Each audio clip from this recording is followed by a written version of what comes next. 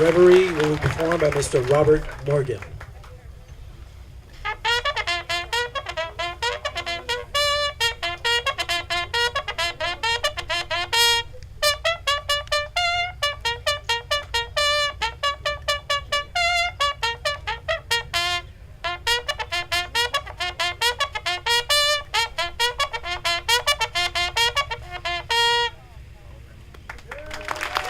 Thank you, Mr. Robert Morgan. Reveille is a bugle call most often associated with the military. It is chiefly used to wake military personnel up at sunrise. The name comes from reveille, the French word for wake up. Welcome to the 10th Annual Memorial Day Ceremony here at the majestic South Florida National Cemetery. My name is Jose Capellan. I am a retired Naval Warrant Officer and the current Palm Beach County Veteran Service Officer, and I'm honored to be your Master of Ceremony today. As I was preparing my script for this ceremony, an article from the Military One by Ms. Rachel Angel was sent to me by a dear friend and colleague, Veteran Service Officer Ms. Cindy Shogren. And after reading it, I found myself compelled to share it with all of you this beautiful morning. It is titled 5 Things Not to Do on Memorial Day. While there are dozens of ways you can honor American fallen this Memorial Day, there are a few things to avoid doing to maintain the spirit of the day. Don't wish anyone a happy Memorial Day. This is not Christmas. Memorial Day was not founded in joy with the promise of bringing glee each year. It was established as a way for the country to set aside time to honor the troops who have given their lives in service to America. In 1868, General John Logan declared the day for the purpose of strewing with flowers or otherwise decorating the graves of comrades who died in the defense of their country during the late rebellion and whose body now lie in almost every city, village, and hamlet churchyard in the land. Despite what the day has transitioned to in American culture, it was established to honor and remember American fallen. Don't thank the current troops. At least don't thank them just because it's Memorial Day. They deserve respect and gratitude every day of the year. But this day is set aside specifically for Americans' fallen warriors from every war. America's veterans are honored during November on Veterans Day, when we aim to remember and appreciate the sacrifices of all veterans. But Memorial Day allows the country to focus on those service members who are no longer with us, an important distinction. Don't disregard its importance. Though discounts abound for nearly everything from cars to furniture to pool supplies, that's not what the holiday's about. When we focus only on the backyard barbecues or discounts or refrigerators, we allow the true meaning to become lost, particularly when the country has perpetually been at war for the last 16 years. This isn't something we can allow to happen. Grill some amazing steaks and find the perfect mattress on sale. Just don't forget to raise a glass in honor of those servicemen and women who gave the ultimate sacrifice. Number 4, don't forget it exists. Even worse than allowing the day to become synonymous with deep discounts and potato salad is letting it slip from the public's mind completely. When it becomes simply a highly anticipated extra morning of sleeping in, instead of the day of reflection and appreciation it was meant to be, we disrespect our fallen troops. Number 5, don't let politics keep you from rendering respect. Even if you don't agree with the idea of war, or the reasons America goes to war, or the policies of a particular president who was commander-in-chief during a specific war, it doesn't matter. People have defended the people and the interests of America for over 200 years, and your right to disagree with the reasons for war should be separate from your opinion of the troops themselves. Today across our great country, in similar ceremonies like this one, we honor and remember the brave men and women who made the ultimate sacrifice to allow us freedom we enjoy today. Ladies and gentlemen, I present to you the Palm Beach County Fire Rescue Pipe and Drum Band opening procession.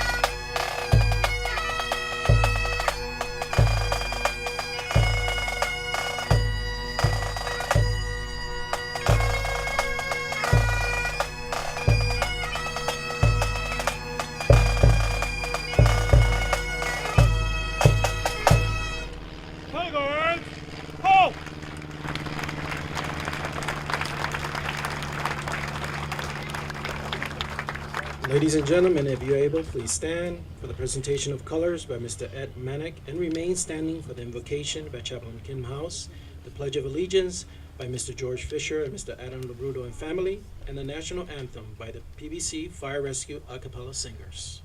Color Guards, present arms. I pledge allegiance to the flag of the United States of America and to the republic for which it stands, one nation, under God, indivisible, with liberty and justice for all. Thank you very much. Thank you very much. Thank you.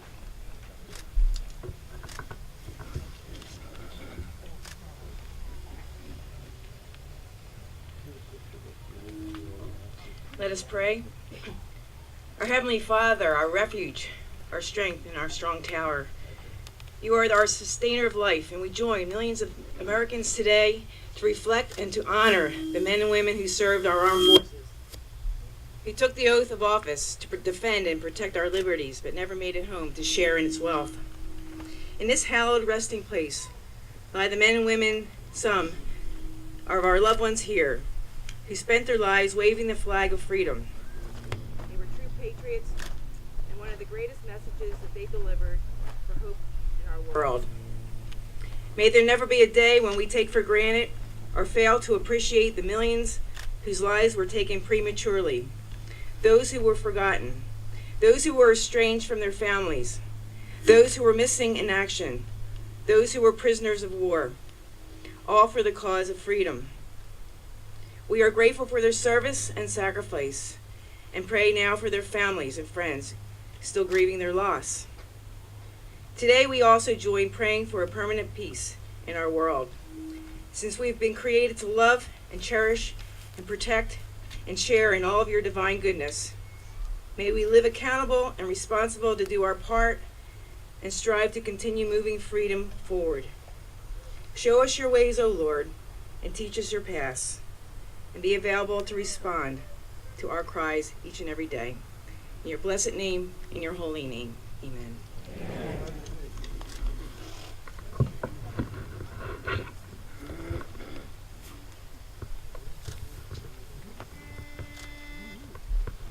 Oh, say, can you see by the dawn's early light what so proudly we hailed at the twilight's last gleaming, whose bright stars and bright stars through the perilous fight o'er the ramparts we watched were so gallantly streaming, and the rocket's red glare, the bombs bursting in air, gave proof through the night that our flag was still there. Oh, say does that star-spangled banner yet wave o'er the land of the free and the home of the brave?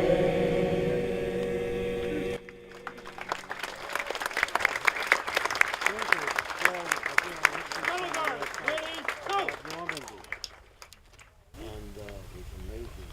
Now I present to you Mr. Edward Horn, Army Corps, Ex-POW. He will read the Pledge of Allegiance. Mr. Horn is a retired major from World War II, and yesterday was his 73rd anniversary. He got shot down.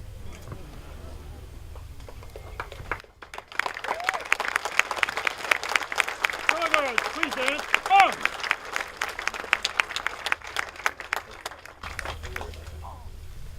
I pledge allegiance to the flag.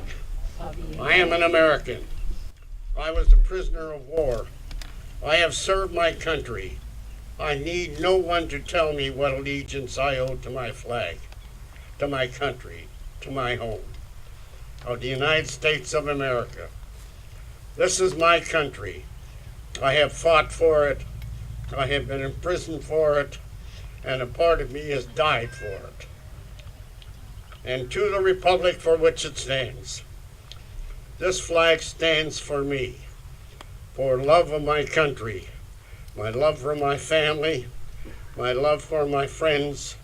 I did not forsake it when I was starved, when I was beaten, when I was killed. One nation under God, indivisible. I am one man. I have one country, America.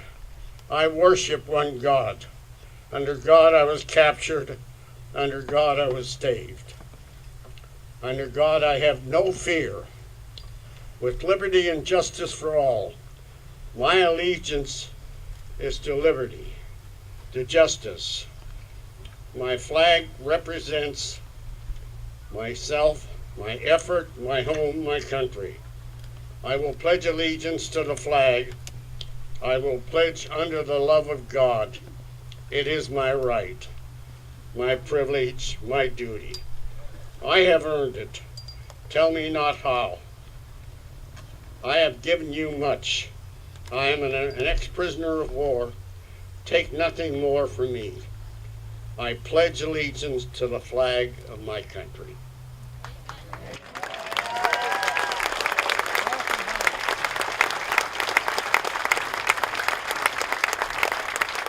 Color guards, ready, go!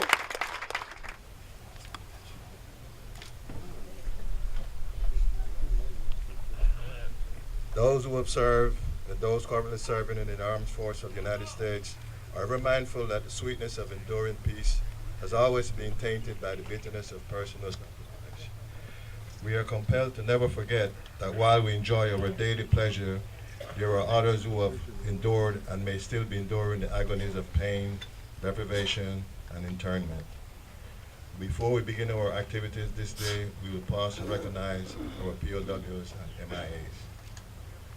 We call your attention to this small table which occupies the place of dignity and honor. It is set for symbolizing the fact that members of our armed force are missing from our ranks. We call them POWs and MIAs. We call them comrades. They are unable to be with their loved ones and families today, so we join together to pay a humble tribute to them and bear witness to their continued absence. This table, set for one, is small, symbolizing the frailty of one prisoner alone against his or her suppressors. The tablecloth is white, symbolic of the purity of their intention to respond to their country's call to arms. The single red rose in the vase signifies the blood they have shed to ensure the freedom of our beloved United States of America. The rose also reminds us of families and friends who keep the faith while awaiting their return. The yellow ribbon on the vase represents those who demand a final accounting for our comrades who are not among us tonight. A slice of lemon on the plate reminds us of their bitter fate. The salts, when sprinkled onto the plate, remind us of the countless falling tears of families as they wait. The glass is inverted. They cannot toast with us this day. The chair is empty. They are not here. The candle is a reminiscence of the light of hope which lives in our heart, to illuminate their way home, away from their captors and into the open arms of a grateful nation. Let us pray to the Supreme Commander that all our comrades will soon be back within our ranks. Let us remember them and never forget their sacrifice. May God forever watch over them and protect them and their families.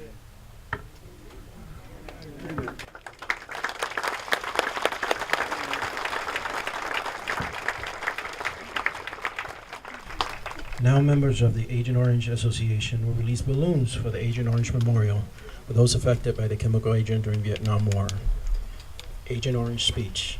It was on August 10th, 1961, almost 50 years ago, that the U.S. military first sprayed Agent Orange in Vietnam.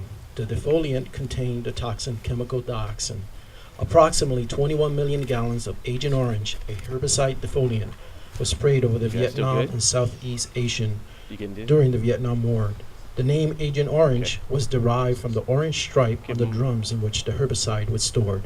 At the time, it was never thought that doing this simple act to destroy vegetation, hiding the enemy, would have long-term effects for service members. Diseases linked to Agent Orange are deemed long and terminal for many people. Now, 56 years later, struggles with Agent Orange exposed is still not over. In an ongoing campaign to raise awareness about the lingering effects of this poisonous legacy, we gather today to honor and remember our brave patriots affected by the exposure. I am proud, honored, and humbled to recognize, remember, and honor all veterans who have lost their lives from or are affected by Agent Orange. Let's pay respect and never forget their sacrifices to the United States of America.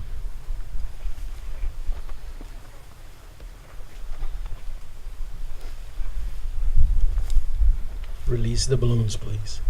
We would also like to recognize our balloon sponsor from Riviera Beach, a beautiful location, for their assistance on the Agent Orange balloon release.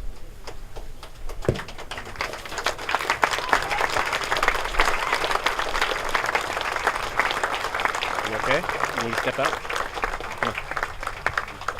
Color guard, dismiss. This way.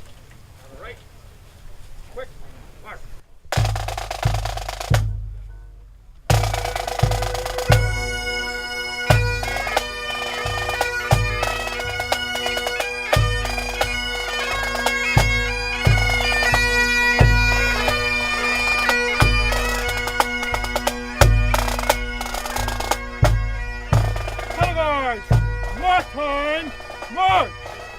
Left. Left wheel, punch.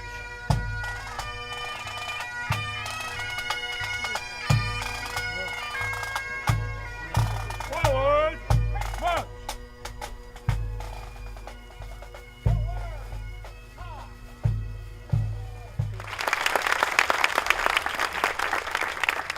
It is now my pleasure to introduce the Director of the South Florida National Cemetery, Mr. James Mitchum, U.S. Army retired, for welcoming remarks.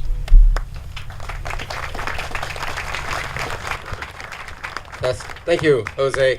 Thank you so much, and welcome to South Florida National Cemetery, where our heroes rest. Just a couple of days ago, following the last services and interments that we did prior to today, my administrative officer, Amy Pena, came and provided me the following report. For last week, we provided 67 services and interments for our veterans. For the month, 212. For this year, 1,902. And as of today, 23,972 veterans and spouses of veterans now rest on these sacred grounds.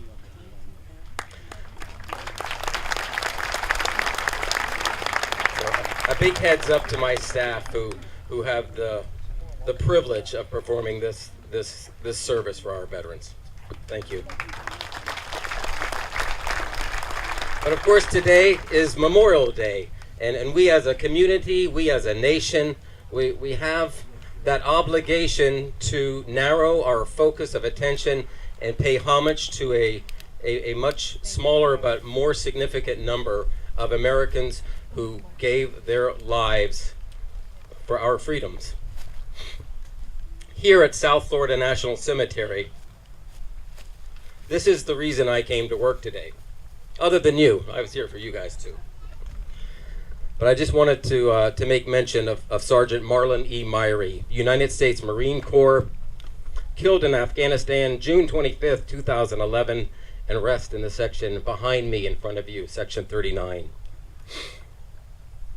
And there's Lance Corporal Patrick Xavier Jr., United States Marine Corps, killed in the Helmand Province, Afghanistan, May 18th, 2010. Also rest in section 39, 2037. And then there is Warrant Officer 1, Joseph Lee Shiro, United States Army, who was killed on his 4th deployment to Afghanistan in 2012 and now rests in section 20, site 574.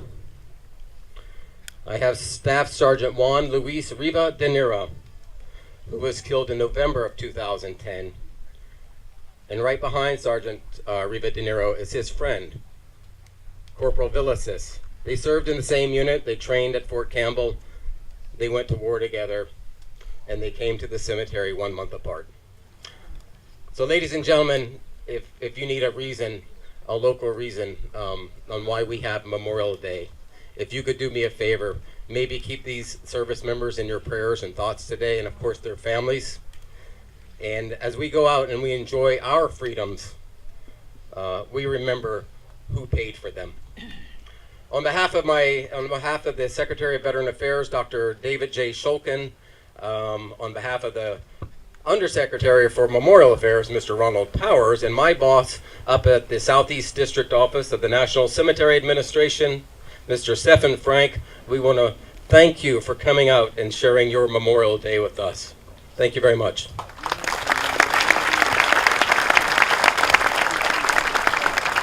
It is also my pleasure to introduce the new director of the VA Medical Center West Palm Beach, Mrs. Donna Katen-Bahensky, for welcoming remarks.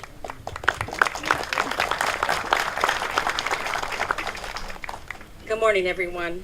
Thank you so much for the honor of being able to come with you today and honor our fallen heroes.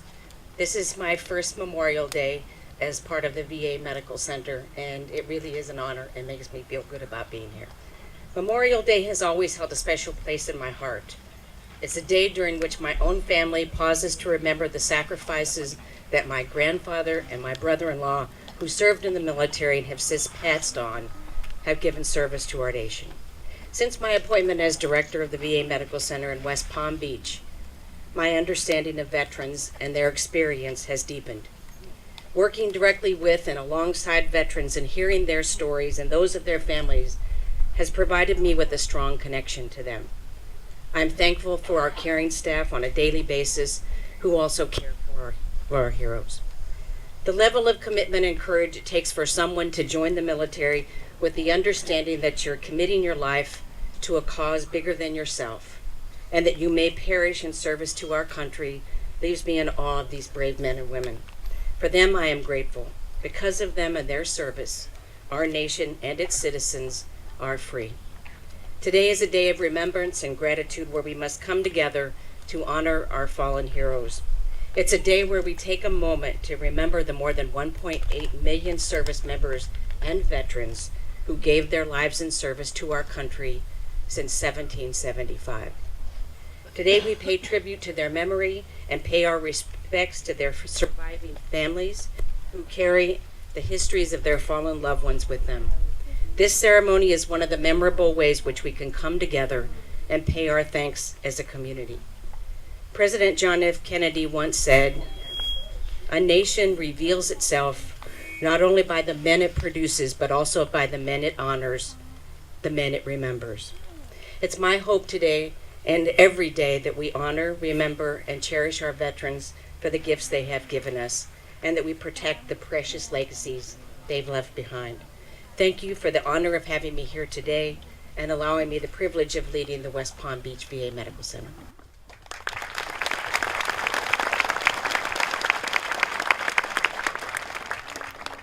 It is also my pleasure to introduce the director of the VA Medical Center for Miami, Mr. Paul Russo, for welcoming remarks. Good morning, everyone.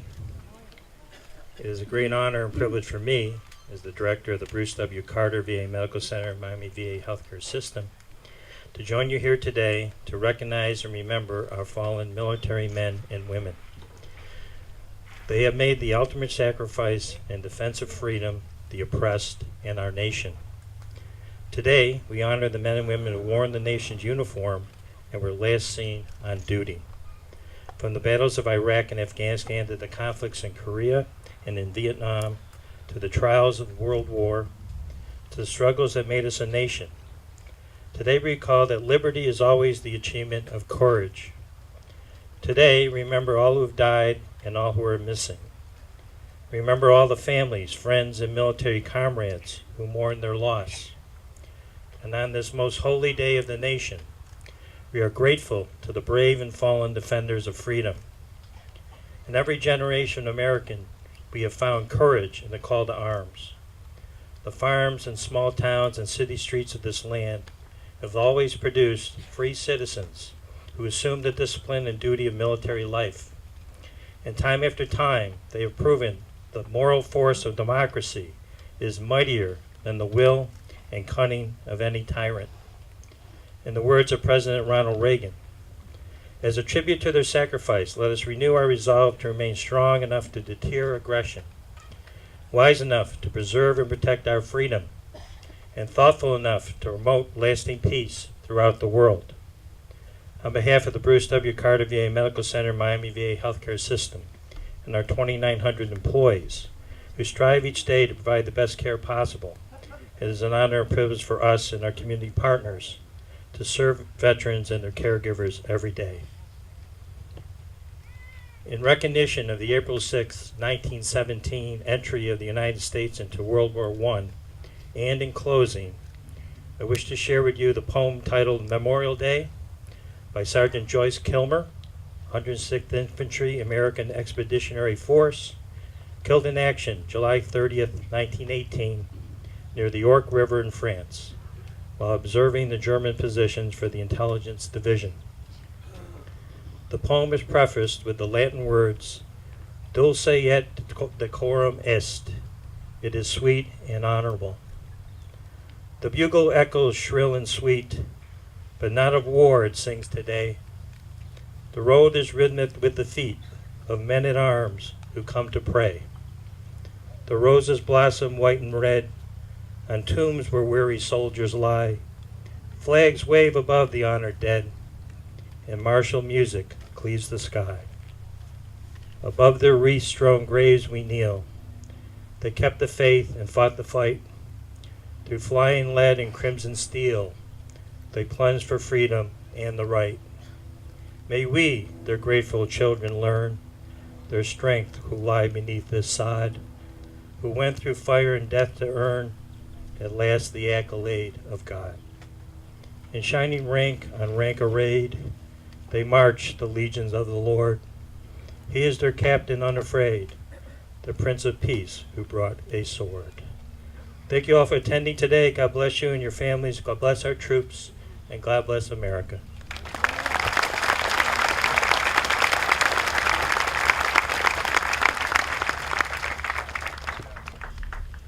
I also want to take this opportunity to recognize all of our honored guests and their staffs, to include all of our U.S. Congressional, State, Senate, House, State Attorney, and Public Defender, Florida Supreme Court Justices, District of Court of Appeal appointees, 15th Judicial Circuit, and our constitutional officers and county commissioners. Your support never goes unnoticed and always welcome in our great state of Florida. Also, James Taft, the Chief of Operations from NCA South, East District, Ms. Lori Burgeon, and I'd like to take this opportunity to read a letter that we just got from Senator Nelson to Mr. David Knapp, who is the chairman of the Palm Beach County Veterans Committee and is in charge of making this happen. Dear friends, this weekend, as you gather with friends and family to celebrate the unofficial start of the summer, I hope you also take a moment to honor the brave men and women who have made the ultimate sacrifice in service to our country. Since the founding of our nation, nearly 1.3 million soldiers, sailors, airmen, and Marines have selflessly laid down their lives to protect our freedoms. These brave men and women hail from every walk of life and every corner of the country. They are true American heroes, and today we honor them. So whatever you may be this Memorial Day, I hope you'll join me in remembering those we have lost in service to our country and the loved ones they left behind. We are forever grateful for their service and their sacrifice, and we all owe them a debt that can never be fully repaid. Sincerely, Senator Nelson.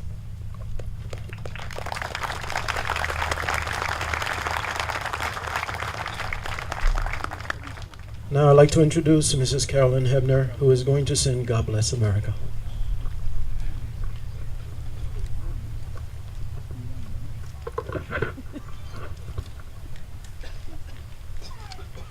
I'm going to sing a verse, which you may never have heard before, but then when I get to the chorus, I would like you all to join in with me on singing God Bless America. while the storm clouds gather far across the sea. May we pledge allegiance to a land that's free. May we all be grateful for a land so fair, as we raise our voices in a solemn prayer. God bless America, land that I love. Stand beside her and guide her through the night with the light from above. From the mountains to the prairies, to the oceans white with foam. God bless America, my home, sweet home. God bless America, my home, sweet home.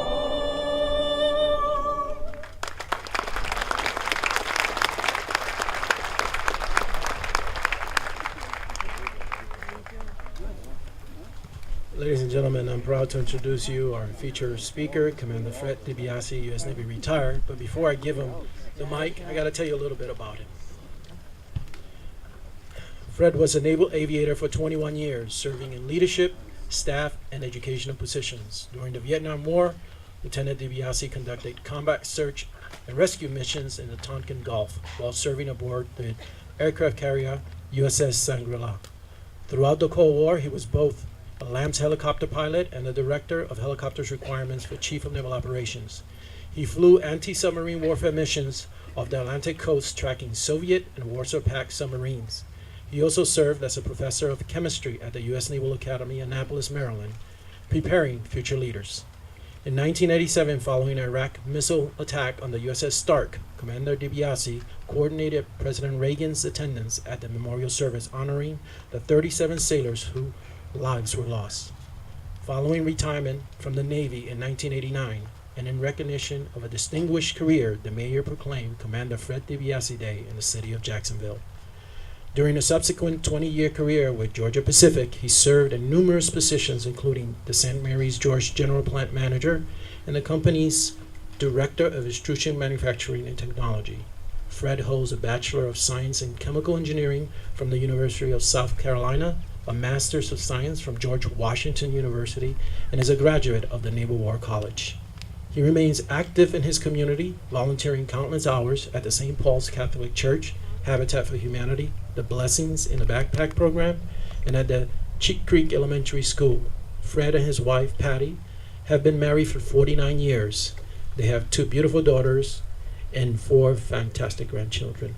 Ladies and gentlemen, please help me welcome Commander Fred DiBiase.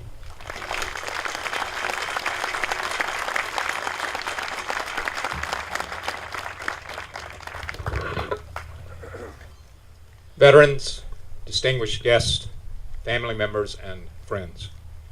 First, I need to recognize Charlotte Rebillard, Chair of the Palm Beach County Veterans Committee, who took the lead on short notice to pull this event together and in large measure is responsible for its success. Thank you and the committee for inviting me to be with you to celebrate this Memorial Day, the day which is said to be the most sacred and beautiful of all our patriotic holidays. It's the day which recognizes and commemorates the men and women of our armed forces who made the sacrifice of service to preserve our heritage of freedom and opportunity. It is a day of heroes.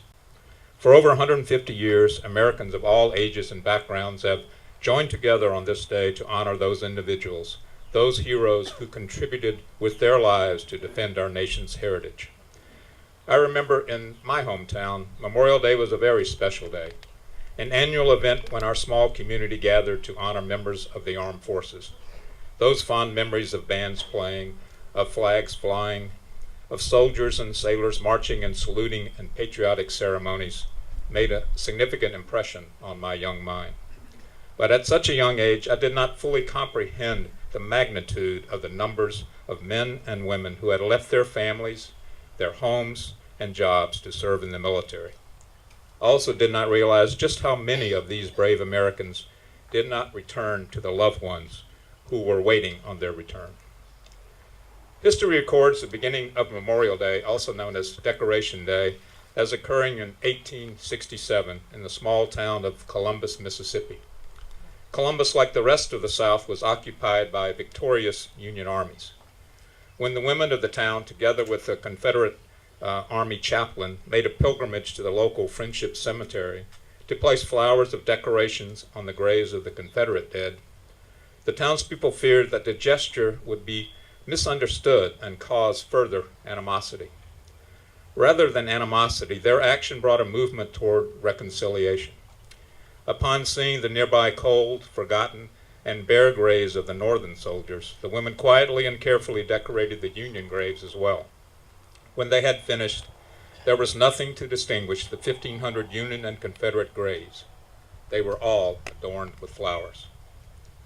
A quote in a Northern newspaper later noted, "These women have shown themselves impartial in their offerings made to the memory of the dead. It is evident that the deep wounds of the war in both the North and the South can be healed." That kind gesture in this little unknown Southern community over 150 years ago has become an inspiring symbol of unity and reconciliation. It is demonstrative of American values and the value given to the lives of our fellow countrymen. As a result of their actions, we now celebrate the last Monday in May as Memorial Day. Around the globe, from Arlington National Cemetery in Virginia to the American Cemetery at Normandy, from the National Memorial Cemetery of the Pacific in Honolulu to here at South Florida National Cemetery, tributes and ceremonies are being held to continue to honor our brave comrades. As time has passed, the U.S. has fought many other wars, World Wars I and II, Korea, Vietnam, Desert Storm, Enduring Freedom, and other follow-on operations in the continuing global war on terror. This day still marks the struggles, perseverance, and triumphs of over 1.25 million brave Americans who paid the ultimate price to protect the freedom and security of our nation. It is for those courageous Americans who will never return that we pause in gratitude this day. The cost of liberty is high.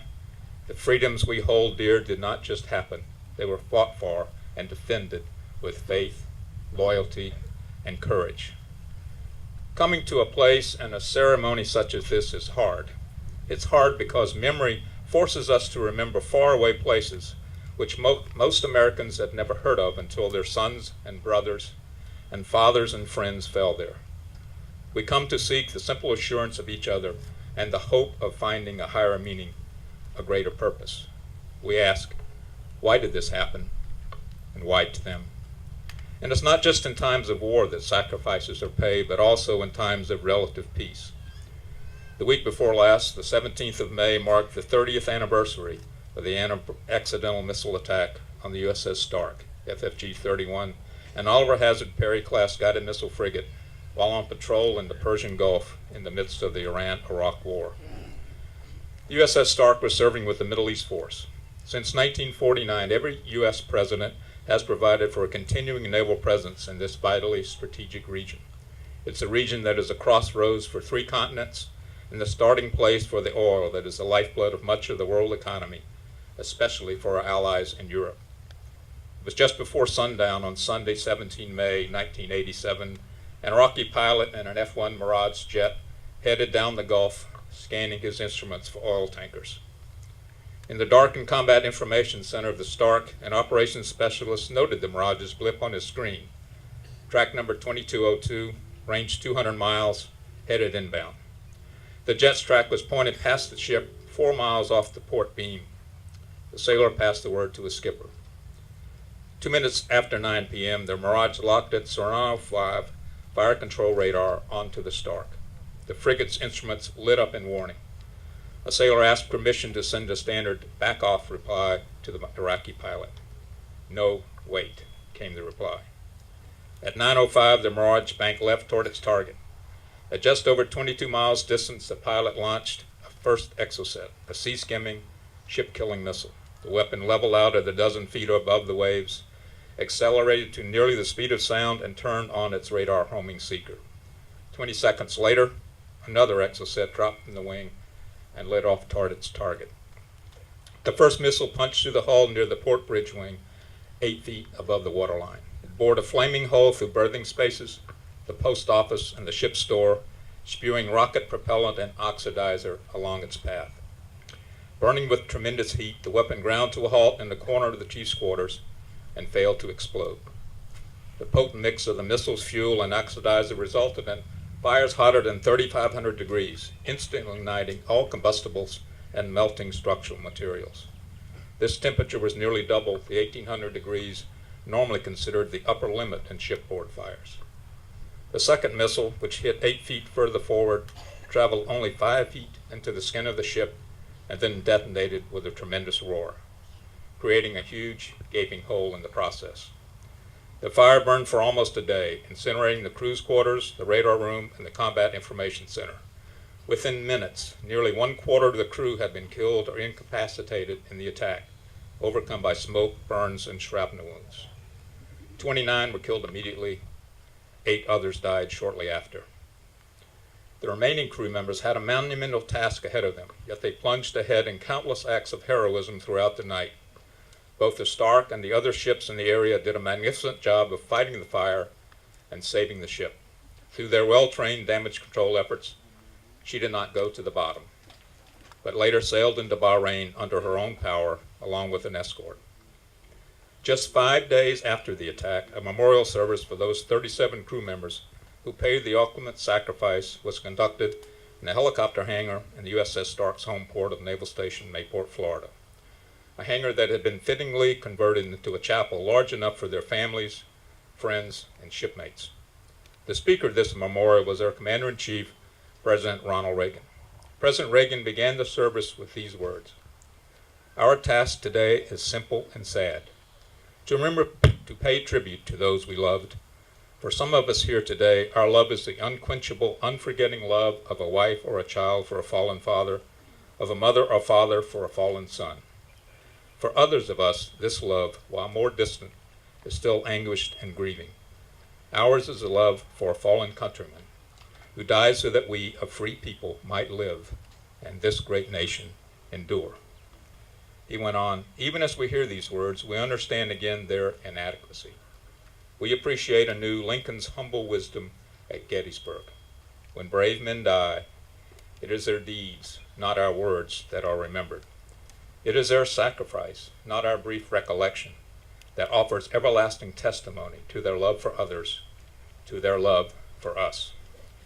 President Reagan asked in his remarks that day of those 37 men of the Stark, were they heroes? Heroes are not supermen, Herman Wouk once reminded us.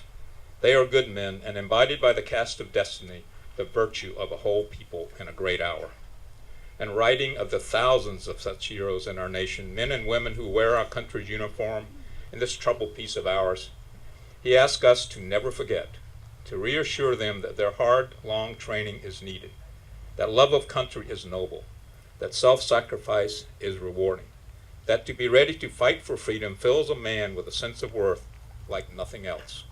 And he said, if America is still the great beacon in dense gloom, the promise to hundreds of millions of oppressed that liberty exists, that it is the shining future, that they can throw off their tyrants and learn freedom and cease learning war, then we still need heroes to stand guard in the night. The men of the USS Stark stood guard in the night. They were tough, they were brave, they were ordinary men who did extraordinary things. President Reagan answered his own question that day very eloquently, as only he could. Yes, they were heroes, and because they were heroes, let us not forget this, that for all the lovely spring and summer days we will never share with them again, for every Thanksgiving and Christmas that will seem empty without them, there will be other moments too, moments when we see the light of discovery in young eyes that see for the first time the world around them and know the sweep of history and wonder. Why is there such a place as America? And how is it that such a precious gift is mine? The President said, we can answer them. We can answer them by telling them of this day and of those we come to honor here. And it's then we'll see understanding in those young eyes. It is then that they will know the same gratitude and pride that we share today. The gratitude and pride Americans feel always for those who suffer and die so that the precious gift of America might always be ours. So in conclusion, I humbly ask for all of us, may God bless us, and may God bless the United States of America.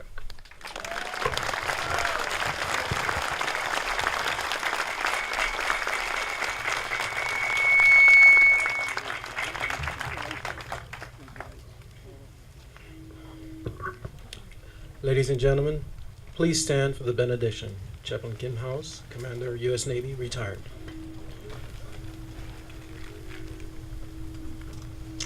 Lord, we have reflected, and our emotions are sensitive right now as we celebrate the memories of our loved ones and those that have been in USS Stark and other battlegrounds.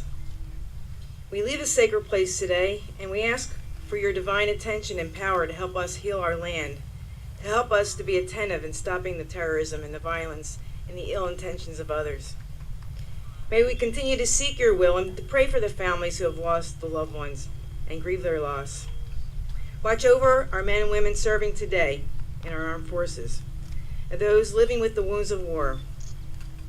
Grant us wisdom from your mind and courage from your heart and protection from your hand, wherever we are called to raise the banner of freedom. And may your peace flow like a river over this land and over the continents from this day forward. And we pray in your precious holy name. Amen.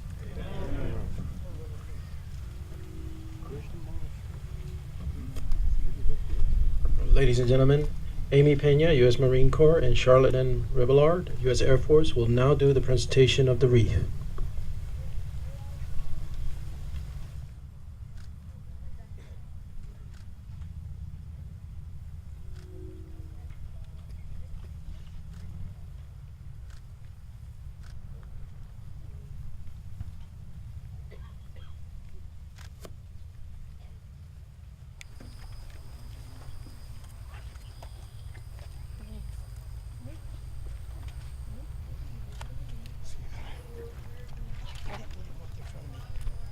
I can't, never mind.